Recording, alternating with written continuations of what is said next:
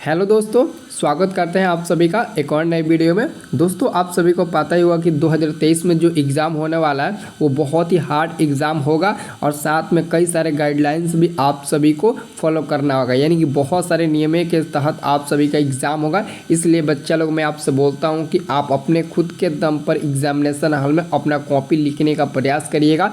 आप खुद से अच्छे से पढ़ाई करो। अभी आपके पास 2 महीना 3 दिन का समय बचा हुआ है। 2 महीना 3 दिन आपके पास समय बचा हुआ है। अगर आप 2 महीना 3 दिन बिना मोबाइल छेड़छाड़ किए केवल अपना फोकस अपने करियर बनाने पर कर देते हो ना, तो एग्ज़ाम में आप 400 नंबर ला सकते हो, मात्र ये 2 महीना अच्छे से पढ़ाई करके। ठीक है, तो अगर आप लोगों को ये मेरा बात आपको लगा होगा कि हाँ सही बात है, तो वीडियो को पूरा देखना और जो क्वेश्चन बता रहा हूँ उसको याद कर लेना। यही एग्ज़ाम में आएगा ताकि आप अपने खुद के दम पर अपना कॉपी लिखें। क्योंकि एग्जामिनेशन हॉल में बहुत ऐसे लड़के क्या करते हैं, इधर उधर लगते हैं पड़ोसी में देखने की ये बता दे, वो लड़का ये बता दे, ऐसा मतलब कि बोलने लगते हैं। लेकिन ये सब बात वहाँ पर करोगे तो आपके पेपर में लाल स्याही लग जाएगी, वो पेपर आपका रद्द कर दिया जाएगा।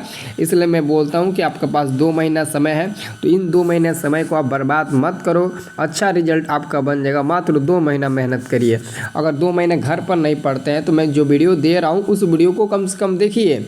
ठीक है, तो चलिए हम वीडियो स्टार्ट करते हैं। बच्चा लोग, सब लोग वीडियो को लाइक कर देना, नज़रअंदाज मत करना, नहीं तो पढ़ सकता है भारी आप पर। ठीक है, पहला नंबर क्वेश्चन है, निम्न में से कौन सा पदार्थ लेंस के लिए प्रयुक्त नहीं होता है। ये क्वेश्चन 2 बार मैं आप लोगों को बता चुका हूँ, लेकिन ये ऑप्शन अलग अलग कर दिया है। ठीक है, आप एग्जाम में याद रखना, निम्न में कौन सा पदार्थ लेंस बनाने के लिए प्रयुक्त नहीं किया जाता है। तो याद रखिए मिट्टी का हम लोग उपयोग लेंस बनाने के लिए पदार्थ में उपयोग नहीं करते हैं। और साथ में एक और होता है पीतल का भी उपयोग हम लोग लेंस बनाने वाले पदार्थ में नहीं करते हैं। पीतल और मिट्टी, कभी कभी ऑप्शन में पीतल रहता है तो कभी कभी ऑप्शन में मिट्टी रहता है। तो यहाँ पर आपको मिट्टी दिया है तो मिट्टी पर टिक लगाइएगा।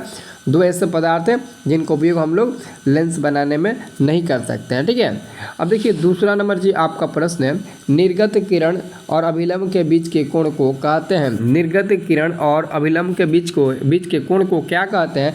तो निर्गत कोण बोलते हैं। क्या बोलते हैं? निर्गत कोण बोलते हैं। ठीक है, अब देखिए तीसरा नंबर प्रश्न है कि किसी माध्यम में अपवर्तनांक का मान होता है। किसी माध्यम में अपवर्तनांक का मान होता है। तो 3 का करेक्ट आंसर होगा option number A, sine I upon sine R, यानी कि साइन आई बटे साइन आर। ये आप लोग याद रखना। आप लोगों को तो पहले से याद होगा, मेरे को पता है। बहुत ऐसे लड़के थे जो कमेंट करके बोल रहे थे, सर आप अपने पापा से इतना प्यार क्यों करते हैं। तो मैंने बोला कि जो मेरे को हर मतलब कि मोड़ पर साथ दिए, मैं उनसे प्यार नहीं करूँगा तो किससे प्यार करूँगा। तो वही मैं आपसे बोलना चाहता हूँ कि कितने से स्टूडेंट है जो अपने पापा से रियल में बहुत ज़्यादा प्यार करते हैं। वो लोग अपना नाम कमेंट सेक्शन में हमें ज़रूर बताना। देखेंगे कि कितने से स्टूडेंट है जो अपने पापा से प्यार करते हैं। ठीक है, देखेंगे कितने लोग वीडियो देख रहे हैं और कितने लोग कमेंट कर रहे हैं, उसी के हिसाब से हम देखेंगे कि कितने लोग अपने पापा से रियली में प्यार करते हैं। ठीक है, तो यहाँ पर 4 नंबर आपका क्वेश्चन आ गया जी, सामान्य दृष्टि के वयस्क के लिए सुस्पष्ट दर्शन की न्यूनतम दूरी होती है। तो देखिए सामान्य दृष्टि के लिए वयस्क के लिए सुस्पष्ट दृष्टि के जो न्यूनतम दूरी होती है, न्यूनतम दूरी यानी कि 25 सेंटीमीटर। 25 मीटर पर टिक मत लगा देना। 25 सेंटीमीटर, मीटर पर टिक मत लगाना, सेंटीमीटर पर टिक लगाना। ठीक है, 4 का आंसर क्या हो जाएगा? C number. और 5 नंबर क्वेश्चन है, दूरदृष्टि वाली आंखें साफ साफ देख सकती है। दूरदृष्टि वाले आंखें साफ साफ देख सकती है।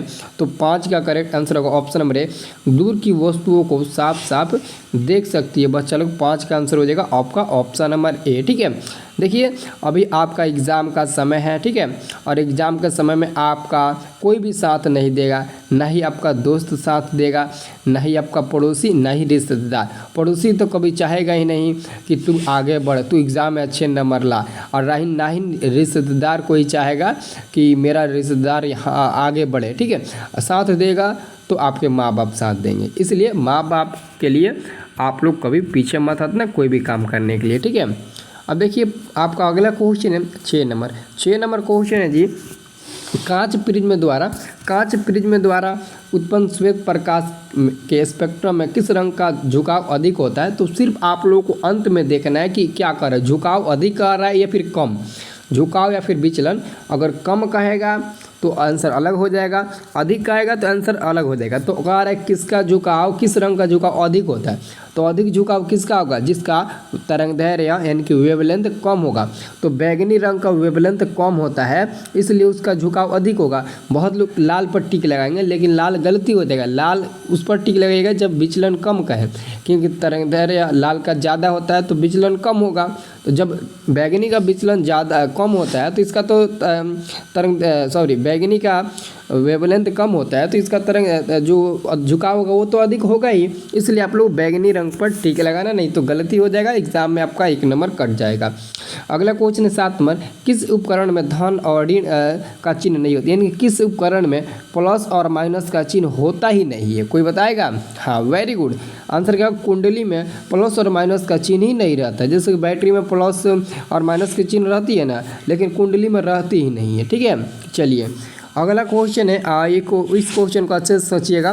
क्वेश्चन है आपका 8 नंबर, 10 ओम और 20 ओम के 2 प्रतिरोधों को श्रेणी क्रम में जोड़ने पर समतुल्य प्रतिरोध, श्रेणी क्रम में आपको जोड़ना है, किस क्रम में जोड़ना है, तो आपको श्रेणी क्रम में जोड़ना है। तो श्रेणी क्रम में जोड़ने के लिए क्या करना होगा, सबसे पहले आप R इक्वल टू क्या करिएगा, R1 plus R2, R1 plus R2 ऐसे डैश डैश डैश जाएगा, और लेकिन 2 ही दिया है 10 और 20, तो R बराबर क्या हो जाएगा 10 प्लस 20। ये तो लगता है कि नर्सरी बच्चा बना देगा, इस क्वेश्चन को जोड़ देगा, जोड़ घटाव है। तो आंसर क्या हो जाएगा, आंसर आपका हो जाएगा C नंबर, 30 ओम मिल जाएगा श्रेणी क्रम में समतुल्य प्रतिरोध। ठीक है, अब देखिए अगला क्वेश्चन है आपका, क्वेश्चन है कि 20 वोल्ट विभवांतर के 2 विभवों के बीच, कह रहा है कि 20 वोल्ट विभवांतर के 2 विभवों के बीच 2 कूलम्ब आवेश को लाने में किया गया कार्य। तो देखिए विद्युत विभव V is equal to W/Q होता है। ठीक है, तो क्या कह रहा है कि 12 वोल्ट, तो 12 वोल्ट हो जाएगा, और उसके बाद से कह रहा है कि 2 कूलम्ब तो किया गया कार्य यानी कि W का मान निकालना है। तो क्या हो जाएगा V into Q is equal to W। तो V का मान दिया 12 और Q का मान दिया 2, तो 12 दूनी 24, तो W का मान क्या मिल जाएगा 24, और W क्या हो जाएगा कार्य, तो आपका तो आंसर हो जाएगा 24 जूल कार्य। कोई दिक्कत तो नहीं ना है, आंसर क्या हो जाएगा B नंबर 24 जूल। ठीक है, यानी कि मतलब कि 12 और 2 में आप लोग गुणा कर दीजिएगा, आपका मिल जाएगा। ठीक है, अब देखिए अगला क्वेश्चन है 10 नंबर प्रश्न है कि विद्युत फ्यूज काम करता है, विद्युत फ्यूज जो है वो काम करता है, तो विद्युत फ्यूज धारा के उसमें प्रभाव का काम करता है, विद्युत फ्यूज धारा के उसमें प्रभाव का कार्य करता है। आंसर A नंबर वाला करेक्ट होगा जी। ठीक है, चलिए दूसरा अगला क्वेश्चन देखते हैं। अगला क्वेश्चन कह रहा है कि यदि किसी नरम लोहे को धारावाहिक कुंडली के गर्भ में रख दिया जाए तो क्या बनता है, तो 11 का करेक्ट आंसर होगा विद्युत चुंबक। ठीक है, आंसर क्या होगा B नंबर, विद्युत चुंबक बनता है। सब लोग याद रखें ना, विद्युत चुंबक बनेगा। ठीक है, चलिए अगला क्वेश्चन है आपका 12 नंबर। देखिए जी 12 नंबर प्रश्न कर रहा है कि 1 किलोवाट तुल्य है, तो 1 किलोवाट कितने का बराबर होता है, सबको पता है ना, 3.6 इंटू 10 के पावर 6 जूल का बराबर होता है, ये तो सबको पता है। 3.6 गुणे 10 के पावर 6 जूल के बराबर होता है, ये आपका आंसर हो जाएगा B नंबर। इसको आप लोग याद रखना, बहुत लोग 36 इंटू 10 के पावर 6 पर टिक लगा देंगे, लेकिन यहाँ पर पॉइंट है 3.6 होगा। ठीक है, 12 का आंसर क्या होगा B नंबर। अब देखिए 13 नंबर प्रश्न है, नाभिकीय ऊर्जा प्राप्त करने के लिए करने हेतु आवश्यक है, यानी कि नाभिकीय ऊर्जा प्राप्त करने के लिए क्या आवश्यक है, तो आप लोग यूरेनियम धातु का नाम सुने होंगे, सब बंदा यूरेनियम धातु का नाम सुना होगा, अगर नहीं सुने होंगे तो सुन लीजिए। सबसे भारी धातु यही होता है, सबसे भारी धातु यूरेनियम होता है, और यूरेनियम का प्रयोग ज़्यादातर हम लोग परमाणु बम यानी कि हथियार वगैरह बनाने में करते हैं। लोहा से भी भारी होता है यूरेनियम। ठीक है, इस बात को आप लोग गौर करें, तो यही आपका हो जाएगा नाभिकीय ऊर्जा प्राप्त करने के लिए। ठीक है, चलिए अगला क्वेश्चन 14 नंबर है जी। 14 नंबर क्वेश्चन का अच्छे से समझिएगा। जल से होकर विद्युत धारा प्रवाहित करने पर जल का अपघटन होता है, H2 और O2 मुक्त होता है, तो H और O के आयनों का अनुपात होगा, H और O के आयनों का अनुपात आपसे पूछा है। ठीक है, तो ये बहुत सिंपल क्वेश्चन है, आप थोड़ा सा भी दिमाग लगाएंगे तो इसका आंसर बता सकते हैं। ठीक है, थोड़ा सा भी आप दिमाग लगाएंगे ना तो इसका आंसर आप बता सकते हैं। देखिए क्वेश्चन क्या कह रहा है ना कि आपको H और O आयनों के अनुपात बताना है। ठीक है, तो ओ का कितना होता है 2 और इसका 1, यानी कि 2:1 हो जाएगा।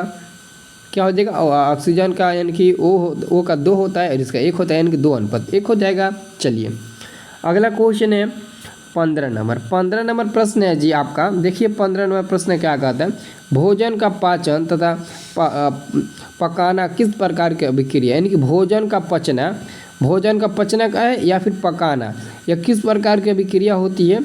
तो ऊष्माक्षेपी होगा या फिर उपचयन होगा, कोई बताएगा 15 का आंसर। देखिए इसका आंसर होगा उपचयन, आप लोग बताते हो ना, इसका आंसर अब ऊष्माक्षेपी अभिक्रिया होगा, वो नहीं होगा, उपचयन होगा। ऊष्माक्षेपी अभिक्रिया श्वसन वाला हो जाएगा, यानी कि श्वसन को क्या बोलते हैं, तो ऊष्माक्षेपी अभिक्रिया भी बोलते हैं, उसका आंसर तो वो होगा। ठीक है, अब देखिए इसका आंसर बताइए 16 नंबर। 16 नंबर प्रश्न का आ रहा है जी आपका, रासायनिक समीकरण Fe+H2 से Fe3O4+H2 को संतुलित करने पर जल में अणुओं की संख्या, अब इसको संतुलित करना है, ये संतुलित नहीं है, ये समीकरण आपका ना संतुलित नहीं है। अब इसको संतुलित करोगे तो जल में अणुओं की संख्या कितना मिल जाएगा। तो पहले तो आपको संतुलित करना है, संतुलित करना आता है ना सबको, माने संतुलित करिए तो समीकरण को, इस समीकरण को आप लोग संतुलित करिए। तो मान लेते हैं कि हम यहाँ पर 4 यहाँ पर लिख देते हैं, तो 4 दूनी 8 यहाँ पर आपका हो जाएगा क्या, 8 आपका ऑक्सीजन हो जाएगा, सॉरी हाइड्रोजन हो जाएगा, और यहाँ पर हम भी 4 रख देते हैं। 4 दूनी 8 यहाँ पर भी ऑक्सीजन हो जाएगा, और यहाँ सॉरी हाइड्रोजन हो जाएगा, और 4 यहाँ पर ऑक्सीजन, और यहाँ पर भी 4 ऑक्सीजन। अब यहाँ पर 3 हम कर देते हैं ताकि लोहा भी 3 हो जाए। तो 3 4 4 रखे हैं, जैसे कि 4 दूनी 8 आपका हाइड्रोजन हो जाएगा, यहाँ पर भी 4 दूनी 8 हाइड्रोजन हो जाएगा, यहाँ पर 4 ऑक्सीजन है तो यहाँ पर भी 4 ऑक्सीजन हो जाएगा, यहाँ पर 3 लोहा है तो यहाँ पर भी 3 लोहा हो जाएगा। तो ये संतुलित हो गया। संतुलित होने के बाद जल में अणुओं की संख्या कितना मिला, 4 मिला। तो क्या आंसर टिक लगाएंगे, 4 आंसर सी। ठीक है, चलिए उम्मीद कर रहे होंगे ये क्वेश्चन आपको समझ में आ गया होगा। अगला क्वेश्चन है आपका 17 नंबर। 17 नंबर क्वेश्चन है, सोडियम क्लोराइड के जलीय घोल से सोडियम क्लोराइड यानी कि NaCl सोडियम क्लोराइड NaCl जो नमक का रासायनिक सूत्र होता है। तो सोडियम क्लोराइड के जलीय घोल से विद्युत धारा प्रवाहित करने पर यह वियोजित होकर सोडियम हाइड्रोक्साइड बनाती है। यह वियोजित होकर सोडियम हाइड्रोक्साइड बनाता है। तो इस प्रक्रिया को क्या कहा जाता है, तो इस प्रक्रिया को क्या कहा जाता है, तो इस प्रक्रिया को हम लोग क्लोरोक्षार प्रक्रिया कहते हैं। क्या कहते हैं, क्लोरोक्षार प्रक्रिया कहते हैं। आंसर होगा सी नंबर, वेरी गुड। चलिए अगला क्वेश्चन है, चीनी का आणविक सूत्र होता है। देखिए जी सब स्टूडेंट को पता होगा कि चीनी का रासायनिक सूत्र क्या होता है। अगर आप चीनी खाते हैं, चीनी का शरबत पीते हैं, तो आप सभी को चीनी का तो अणुसूत्र याद होना चाहिए। चीनी का अणुसूत्र होता है C12H22O11, याद रखिएगा, यहाँ पर 22 हो गया। ठीक है, C12H22O11 आपका चीनी का रासायनिक सूत्र होगा, यानी कि अणुसूत्र जो ऑप्शन नंबर सी में आपको दिया है। ठीक है, अगला क्वेश्चन, नेक्स्ट क्वेश्चन क्या है, हमारा शरीर किस pH परास के अंदर कार्य करता है। तो हमारा शरीर ना 7 से 7.8 के बीच कार्य करता है। pH मान 7 से 7.8 के बीच हमारा शरीर काम करता है। ठीक है, याद रखिएगा, इसका आंसर डी नंबर होगा। ठीक है, चलिए अगला क्वेश्चन है, निम्नलिखित में से किसे चाकू से काटा जा सकता है। निम्नलिखित में से किसे चाकू से काटा जा सकता है। कोई ऐसा तत्व है जिसे हम लोग चाकू से काट सकते हैं। हाँ बिल्कुल है, जैसे कि लिथियम हो गया, पोटेशियम हो गया, ठीक है, और यहाँ पर सोडियम हो गया। यहाँ पर आप लोग देखिए तो ऑप्शन नंबर ए में दिया लिथियम। तो देखिए लिथियम को हम लोग चाकू से आसानी से काट सकते हैं। क्यों, क्योंकि ये काफ़ी ज़्यादा मुलायम होते हैं। मुलायम होने के कारण इसे हम लोग आसानी से चाकू से काट सकते हैं। ठीक है, इस बात को आप लोग गौर करिए। कोई पूछेगा क्यों आप इसे चाकू से काट सकते हैं, तो बोल देना कि यह काफ़ी मुलायम होते हैं जिसे हम चाकू से आसानी से काट सकते हैं, बस यही बता दीजिएगा। ठीक है, अगला क्वेश्चन 21 नंबर, निम्न में कौन आयनिक यौगिक है। निम्न में कौन आयनिक यौगिक है। तो कैल्शियम क्लोराइड ये आपका आयनिक यौगिक होता है। आंसर होगा सी नंबर वाला। ठीक है, 22 नंबर क्वेश्चन, निम्नलिखित में कौन उपधातु है। उपधातु जैसे कि लोहा, ये तो उपधातु नहीं है। कॉपर यहाँ पर दिया है, Sb दिया है, निकेल दिया है, तो आपका Sb उपधातु होगा। ये जो आपको ऑप्शन नंबर डी नंबर में मिल रहा है ना, Sb एक उपधातु होता है। सब लोग याद रखना, Sb क्या होता है, एक उपधातु होता है। ठीक है, तो 22 का आंसर क्या हो जाएगा, डायरेक्ट डी नंबर हो जाएगा। ठीक है, चलिए 23 का आंसर देखिए। 23 नंबर क्वेश्चन है, 23 नंबर क्वेश्चन, प्रथम कार्बनिक यौगिक यूरिया का संश्लेषण किसने किया था?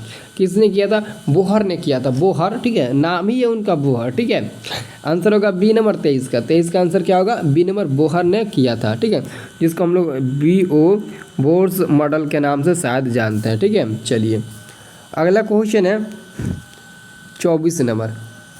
24 नंबर क्वेश्चन है जी आपका, कैल्शियम कार्बाइड। कैल्शियम कार्बाइड जल के साथ अभिक्रिया, कैल्शियम क्लोराइड जल के साथ अभिक्रिया कर देता है। कैल्शियम क्लोराइड जब जल के साथ अभिक्रिया करता है तो इथाइन का प्रयोग करता है, इथाइन। आंसर होगा डी नंबर वाला। 25 नंबर क्वेश्चन है जी, निम्नलिखित में कौन समयोवी है? 25 नंबर क्वेश्चन है, निम्नलिखित में कौन समयोवी है? तो आंसर होगा ऑप्शन नंबर सी, C2H5OH जो इथाइल अल्कोहल होता है, और उसके बाद से CH3O CH3, ठीक है। यही आंसर आप लोग सी नंबर वाला याद रखना है, ठीक है। और जो भी लोग हमारे चैनल पर पहली बार आए होंगे, चैनल को सब्सक्राइब कर लेना और व्हाट्सएप ग्रुप जरूर ज्वाइन करना। डिस्क्रिप्शन बॉक्स में आपको लिंक मिल जाएगा व्हाट्सएप ग्रुप का, ठीक है। चलिए अगला क्वेश्चन है 26 नंबर। 26 नंबर प्रश्न है, वर्ग फर्स्ट के तत्व कहलाते हैं, तो वर्ग फर्स्ट के तत्व क्षारीय धातुएं कहलाते हैं। क्षारीय धातु, सेकंड वाला अम्लीय हो जाएगा, फर्स्ट वाला क्षारीय हो जाएगा। तो 26 का आंसर क्या हो जाएगा? ऑप्शन नंबर क्या हो जाएगा? 26 का बी हो जाएगा। 27 नंबर क्वेश्चन है कि पौधों में श्वसन क्रिया के अंतर्गत ADP के टूटने से कितनी ऊर्जा मुक्त होती है? तो याद रखना 30.5 किलो जूल पर मोल, ठीक है। आंसर होगा ये वाला। देखिए आपके किताब में दिया है 3.5 किलो जूल पर मोल, लेकिन गलत दिया है। आंसर याद रखना ये वाला 30.5 किलो जूल पर मोल, यही आपका आंसर होगा 100%, ठीक है। पर मोल दिया है, ठीक है। अगला क्वेश्चन है आपका कितना है? आपका क्वेश्चन 28 में, पादप में जाइलम उत्तरदायी है। पादप में जाइलम उत्तरदायी है, तो सब लोग याद रखना, पादप में जाइलम जल के वहन के लिए उत्तरदायी है, जल के वहन के लिए उत्तरदायी है। चलिए अगला क्वेश्चन क्या है? अगला क्वेश्चन है आपका 29 नंबर। 29 नंबर क्वेश्चन कह रहा है कि खुला परिसंचरण तंत्र किस में पाया जाता है? खुला परिसंचरण तंत्र किस में पाया जाता है? तो काकरोच में पाया जाता है। किस में? काकरोच। काकरोच का नाम सुने होंगे ना, बहुत लोग काकरोच देखकर काफ़ी ज़्यादा डर जाते हैं, ठीक है, बहुत ज़्यादा उनको दिक्कत होने लगती है। देखिए चलिए अगला क्वेश्चन है, प्रतिवर्त क्रिया क्या है?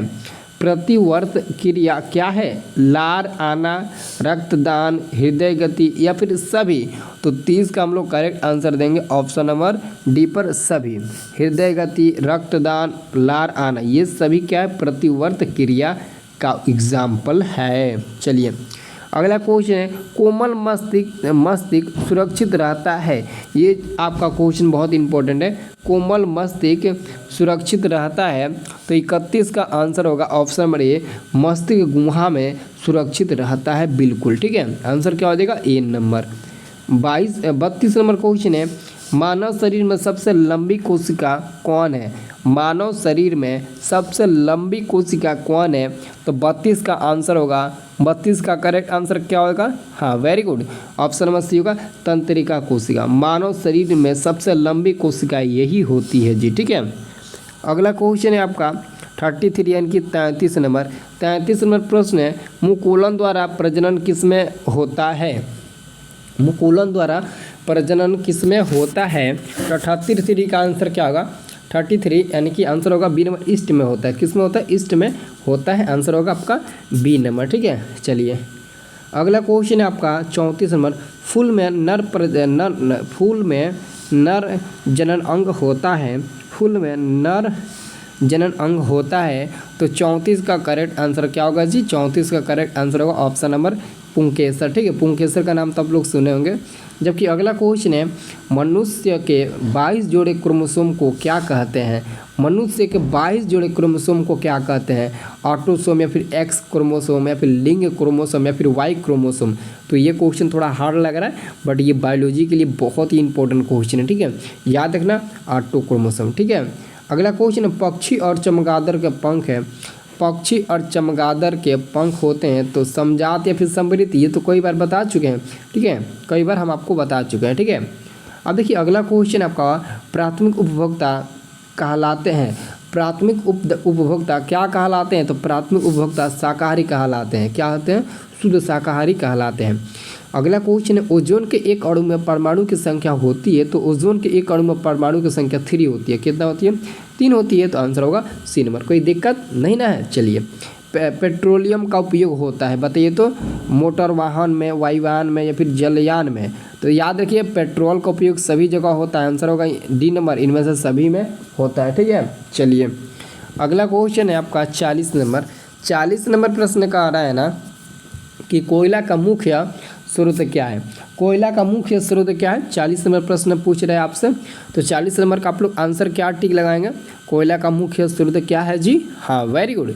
कोयला का मुख्य स्रोत होता है आपका पौधे। ठीक है, पौधे।